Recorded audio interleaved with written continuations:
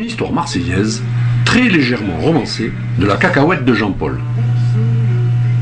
Achetée et retapée au chantier Palombo à Agde, amenée par mer, étang et canal du Rhône à 7 à son nouvel appontage au Gros du Roi. Durant l'hiver 98-99, la cacahuète fut repeinte et remise en état pour affronter vaillamment les colères de la Mare Nostrum. Au sortir de la cale sèche et dès les premiers essais, le capitaine, maître JP, reconnut les qualités marines du vaisseau. Avec l'autorisation de Poséidon, nous ferons le tour de la Grande Mer par les deux gros, lança-t-il à la cantonade. Malgré les promesses merveilleuses d'or et de joyaux, il ne trouva pour tout équipage, dans les estaminets du vieux port, qu'un marin fatigué, traînassant de comptoir en comptoir.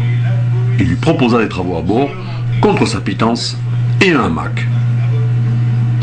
Profitant de l'aube naissante et du sommeil de son équipier, l'intrépide commandant largua les amarres pour le grand départ. Ce pacha, fier comme Artaban, se guidait aux astres du ciel. La cacahuète franchissait déjà la passe et attaquait la haute mer. L'île de Brescou, repère de pirates, se profilait à l'horizon, donnant le premier amer de navigation. Plusieurs jours et un coup de tabac, dû au vent de nos rois passèrent. La fatigue et l'ennui commencèrent à faire douter l'équipage. Le capitaine s'était-il trompé dans ses calculs astronomiques? Avait-il suivi la bonne étoile? Lui-même se mit à douter de ses instruments et des cartes achetées à un vieux corsaire en escale.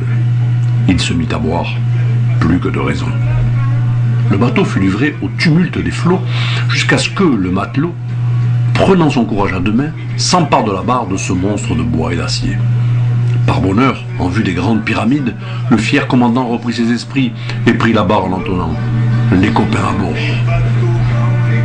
Et la cacahuète passe maintenant des jours heureux, dressant son capion vers le ciel, sortant de temps à autre promener sa quille entre le Gros du Roi et les pyramides de la ville.